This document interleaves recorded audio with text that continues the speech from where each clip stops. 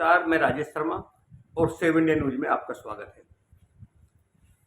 उत्तर प्रदेश में ना तो शिवराज सिंह चौहान है, ना वसुंधरा राजे सिंधिया है और ना छत्तीसगढ़ के पूर्व मुख्यमंत्री रमन सिंह है। यहाँ मुख्यमंत्री योगी आदित्यनाथ है और योगी आदित्यनाथ वो मुख्यमंत्री नहीं है जो 2017 के मुख्यमंत्री हैं। ये 2014 के मुख्यमंत्री हैं। जब लगातार छत्तीसगढ़ में चुनाव होता है तो चूंकि छत्तीसगढ़ में चुनाव होता है रमन सिंह के चेहरे पे, मुख्यमंत्री कोई और बनता है। मध्य प्रदेश में चुनाव होता है शिवराज सिंह चौहान के चेहरे पे, मुख्यमंत्री कोई और बन जाता है। राजस्थान में चुनाव होता है वसुंधरा सिंधिया के चेहरे पर, लेकिन मुख्यमंत्री कोई और बन जाता है। लेकिन उत्तर प्रदेश में ऐसा संभव नहीं है और संभव इसलिए नहीं है क्योंकि यहाँ योगी आदित्यनाथ है। पिछले अगर मैं 3 साल की बात करूं तो लगातार जो डिप्टी मुख्यमंत्री हैं उत्तर प्रदेश के केशव प्रसाद मौर्य, जो कि 2017 से जब से वो डिप्टी मुख्यमंत्री हैं तब से लगातार केशव प्रसाद मौर्य योगी आदित्यनाथ से असहमत है। उनके तमाम फैसलों से असहमत रहते हैं और कहीं ना कहीं उनके योगी आदित्यनाथ मतलब अपने मुख्यमंत्री के खिलाफ वो दिल्ली दरबार में जाकर बैठते हैं। अगर मैं बात करूं अभी उत्तर प्रदेश में जब लोकसभा का चुनाव हुआ उसके बाद की बात करूं तो चूंकि उत्तर प्रदेश में बीजेपी को बहुत बड़ा डेंट लगा और डेंट के पीछे ये नहीं कि कोई बीजेपी की बहुत ज़्यादा एंटी इनकम्बेंसी थी। सबसे बड़ी वजह थी दिल्ली दरबार और उत्तर प्रदेश दरबार। दिल्ली दरबार के फैसले अलग थे, उत्तर प्रदेश के फैसले अलग थे। मुख्यमंत्री के फैसले अलग थे और मुख्यमंत्री के कैबिनेट में दोनों डिप्टी मुख्यमंत्री इनके फैसले अलग होते थे। तो जिस तरह संगठन बटा इसका लाभ इंडिया अलायंस को मिला और वो आगे बढ़े। और अगर ऐसे रहा तो 2027 में चूंकि विधानसभा चुनाव है तब भी बड़ा लाभ अगर ऐसे चलता रहा तो इंडिया अलायंस को मिलने जा रहा है। अब हम बात करते हैं डिप्टी मुख्यमंत्री। आखिर डिप्टी मुख्यमंत्री केशव प्रसाद मौर्य क्या चाह रहे हैं? क्या वो भाजपा के राष्ट्रीय अध्यक्ष बनना चाह रहे हैं? क्या वो भाजपा के प्रदेश अध्यक्ष बनना चाह रहे हैं? डिप्टी मुख्यमंत्री ब्रजेश पाठक भी आखिर क्या चाह रहे हैं? 3 दिन पहले कानपुर में वो मुख्यमंत्री के एक फैसले का विरोध करते हैं। उनका कहना होता है कि जो नेताओं की खनक हैं, जो लगातार उनके हूटर उतरवाए जा रहे हैं चौराहे पे, ये वाला आदेश गलत है, इसे वापस लिया जाए। इससे बीजेपी नेताओं की बेइज्जती पुलिस द्वारा कराई जा रही है।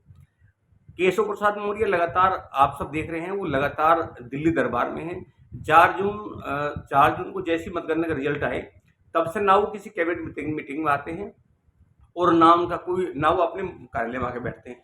तब से लगातार वो दिल्ली दरबार में हैं और दिल्ली में चक्कर लगा रहे हैं, वहीं दिल्ली में बैठते। ये भी माना जा रहा है कि चूंकि जेपी नड्डा जैसे राज्यसभा सदस्य बने, उन्हें कैबिनेट मंत्री बनाया गया भारत सरकार में, तो उन्हें लगता है कि कहीं ना कहीं राष्ट्रीय अध्यक्ष उनको बनाया जा सकता है। ऐसी बहुत सारी हवा उड़ी, लेकिन हमें लगता है कि केशव प्रसाद मौर्य शायद राष्ट्रीय अध्यक्ष ना बने। उत्तर प्रदेश के अध्यक्ष बन सकते हैं, क्योंकि जब 2017 का चुनाव हुआ था तब भी वो उत्तर प्रदेश भाजपा के अध्यक्ष थे।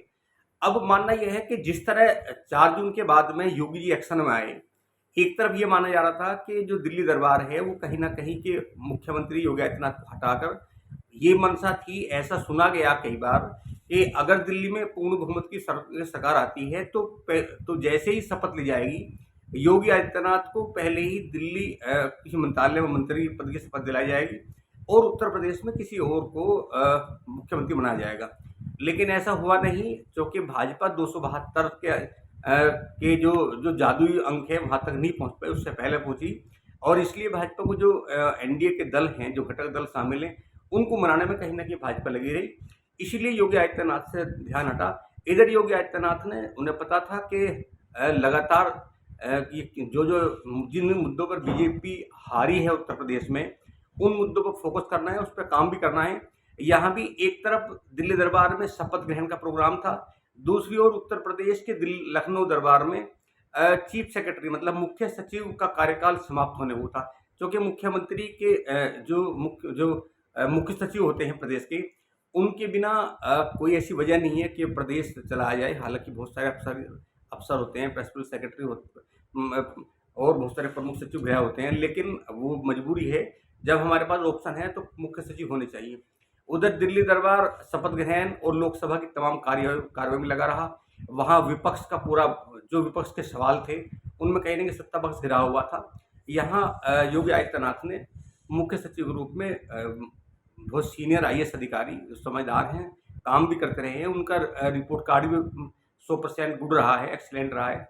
उन्हें मुख्य सचिव बना दिया गया। अब सवाल इस बात का उठता है कि आखिर जो लगातार सवाल उठे कि योगी आदित्यनाथ को कभी भी हटाया जा सकता है। अब मैंने शिवराज सिंह चौहान का नाम लिया, मैंने वसुंधरा राजे सिंधिया का नाम लिया और मैंने इस बीच रमन सिंह का नाम लिया। तो नाम के पीछे की वजह ये है, ये पूरे देश ने देखा, जब मध्य प्रदेश में चुनाव हुआ तो शिवराज सिंह चौहान ने सबसे ज़्यादा रैली की और सबसे ज़्यादा जो लाडली बहना योजना थी उसको लेकर प्रचार प्रसार किया। और ये लोगों ने कहा कि मध्य प्रदेश में जो मैंडेट मिला विधानसभा चुनाव में, इसके पीछे कहीं ना कहीं शिवराज सिंह चौहान की मेहनत थी। लेकिन जब मुख्यमंत्री का चयन का नाम आता है तो फिर नाम कोई और आता है। और जिस तरह शिवराज सिंह चौहान को शपथ ग्रहण समारोह में बुलाकर बेइज्जती की जाती है, हमें लगता है कि ऐसा किसी की नहीं की गई होगी। जब वसुंधरा राजे सिंधिया का मामला आता है, जब राजस्थान में चुनाव होता है, वहाँ वसुंधरा राजे सिंधिया के नाम पे जब चुनाव जीता जाता है तो वहाँ राजनाथ सिंह को भेजा जाता है मनाने के लिए और एक नाम ऊपर से लिया जाता है, वह भजनलाल शर्मा को मुख्यमंत्री बनाया जाता है। जब छत्तीसगढ़ की बात हो तो वो छत्तीसगढ़ में पहले ही घोषणा कर चुके थे देश के गृह मंत्री अमित शाह कि अगर छत्तीसगढ़ में बीजेपी की सरकार आती है तो वहाँ ओबीसी चेहरा मुख्यमंत्री होगा।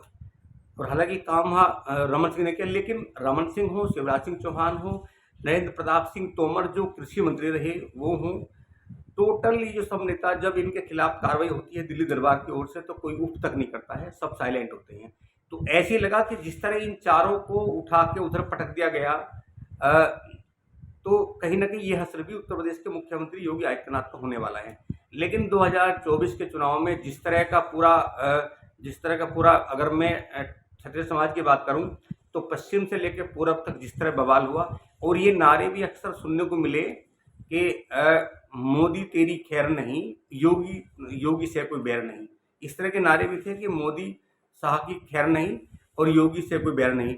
तो इस तरह के नारे सार्थक भी हुए और एक ताकत योगी जी के सामने, जब पूरब से लेकर पश्चिम, पूरब में चाहे धनंजय सिंह का मामला हो, चाहे राजा भैया का मामला हो, चाहे सोनू सिंह का मामला हो, जिस तरह एक ताकत लगी क्षत्रिय समाज की, तो क्षत्रिय समाज ने कहीं ना कहीं 2024 के चुनाव में ये बता दिया, ये मैसेज दे दिया कि अगर योगी के खिलाफ दिल्ली दरबार ने कोई कार्रवाई की तो अंजाम बुरा होगा।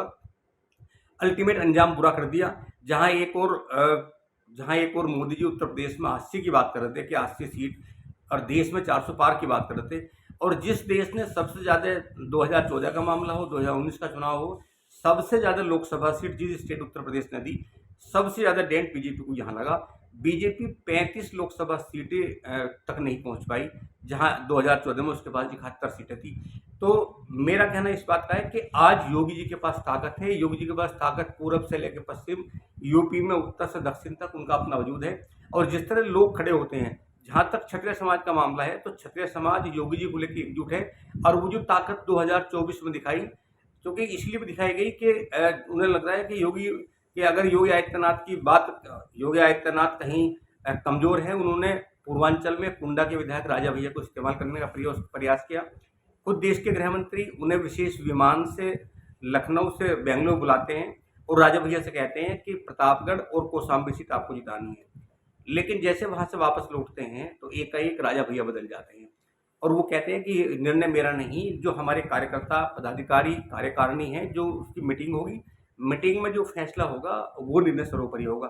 अल्टीमेट वो निर्णय बदलता है और कौशाम्बी प्रतापगढ़ में राजा भैया इंडिया अलायंस का सहयोग करते हैं।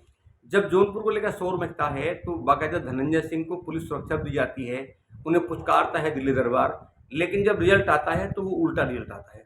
तो जो एक ताकत पूर्व से लेकर पश्चिम तक योगी आदित्यनाथ की सड़कों पर दिखाई दी, उसने कहीं ना कहीं दिल्ली दरबार को डरा दिया है।